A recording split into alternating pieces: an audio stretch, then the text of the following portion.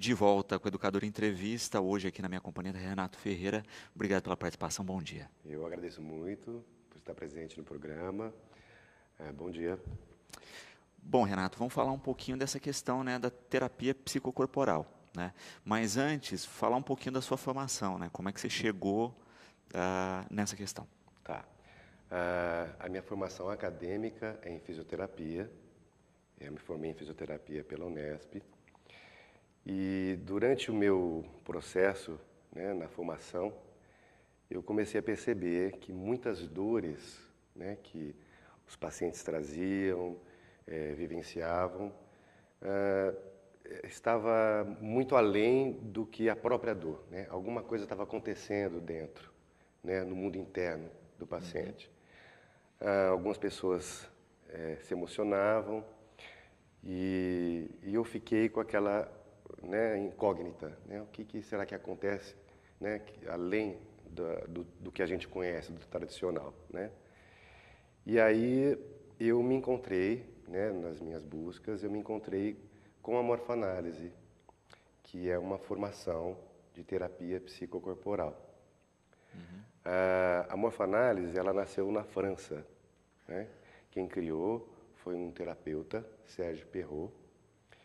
Ele além de fisioterapeuta, ele também seguiu uma linha da psicanálise. E nas pesquisas dele, ele percebeu que tanto as compensações ou dores dos pacientes estavam muito vinculadas aos aspectos emocionais, vivenciais, né? E aí eu me identifiquei com esse caminho, né? Na mesma época que ele criou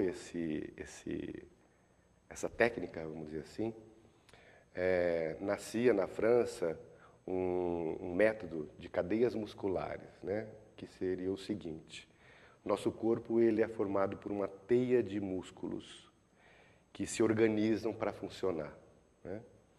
E a Madame Mézières, ela, observando os pacientes dela, ela percebeu que ela poderia alinhar o corpo do ser humano para que ele se equilibrasse e não sentisse dores, né? Aí Serge Perrot fez a formação da Madame Mézières, além do seu processo pessoal de terapia, e começou a perceber a ligação entre essas cadeias, entre todo o organismo e o que o indivíduo vive. Então, esse caminho eu fui trilhando a partir da minha formação como fisioterapeuta. Então, me formei, fiz a formação da terapia morfoanalítica, fiz mestrado em Ribeirão, na USP, na área da saúde mental. E hoje eu estou com essa linha de pesquisa, de trabalho, de cuidado, né, com quem me procura. E é uma coisa que, pensando hoje no dia a dia, né, eu acho que as pessoas veem mais essa relação no sentido prático de, olha, tive um estresse físico, então isso vai me gerar dor, é óbvio, né? Fui na academia, fiz um ritmo mais pesado, isso gera... mas às vezes a pessoa não teve nenhum excesso físico, mas teve um dia estressante e chega moído em casa. Então acho que isso é um exemplo simples da rotina do dia a dia que mostra como a questão psicológica está ligada aí e como a gente joga para a musculatura, para o corpo, essas tensões. Sim, sim. Bom, desde o nascimento, né, nós estamos sujeitos a sofrer algum tipo de trauma, estresse, frustrações, enfim. Quando passamos por algum momento difícil, né, um momento de estresse, como você está falando, a musculatura ela sente, ela sente.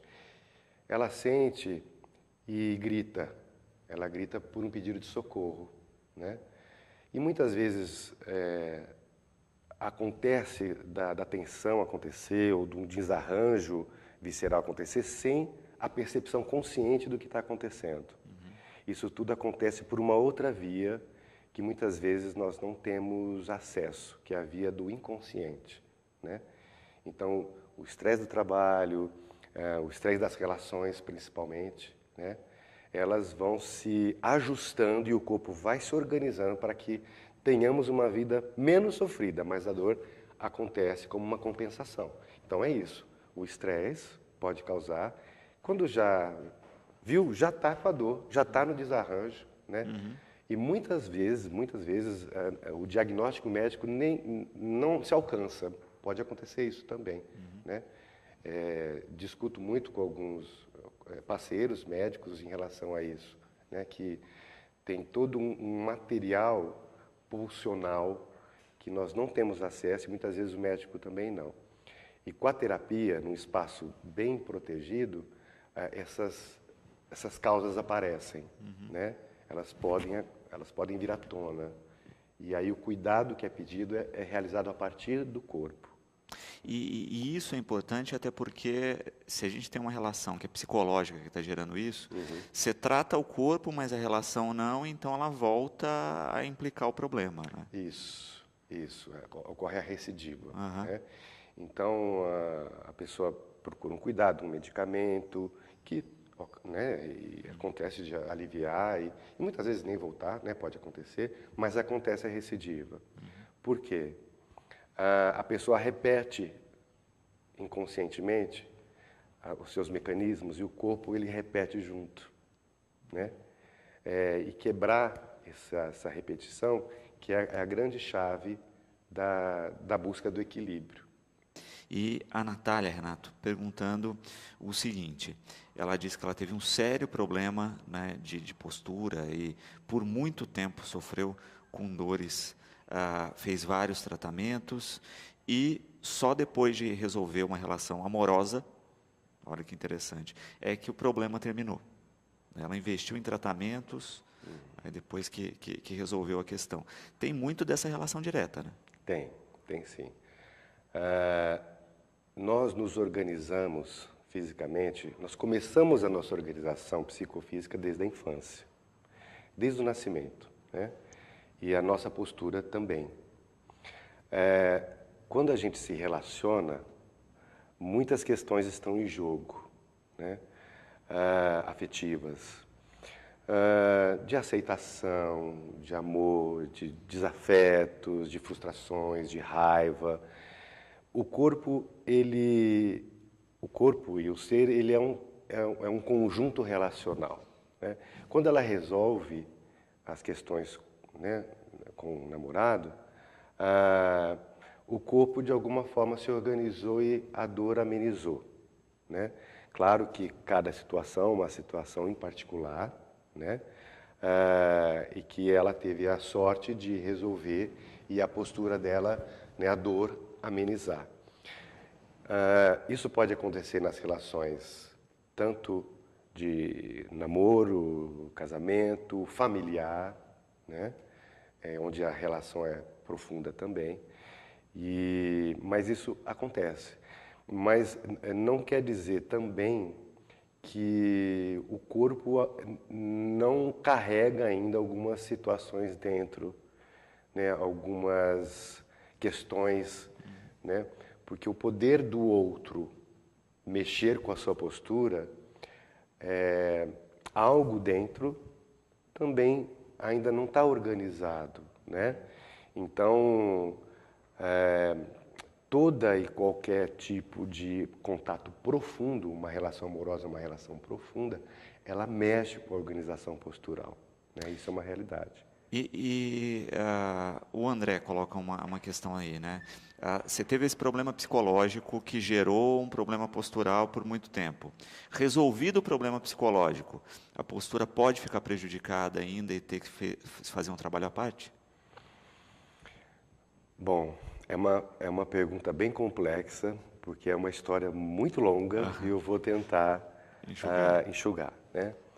Quando a gente fala do problema psicológico, né, muitas pessoas pensam só nos pensamentos, né, no que a gente pensa.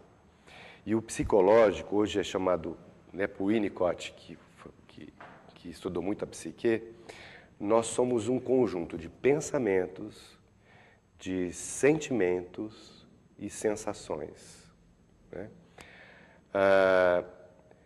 Quando esses pilares que a morfoanálise trabalha, que é o pilar do corpo, né, que é o que a gente sente, o pilar do corpo, que a gente sente peso, que a gente sente textura, tônus, né? O pilar sensorial, onde nós sentimos calor, frio, aperto quando está com uma angústia, ou a abertura quando está feliz, né? E os pensamentos, é todo um processo em conjunto.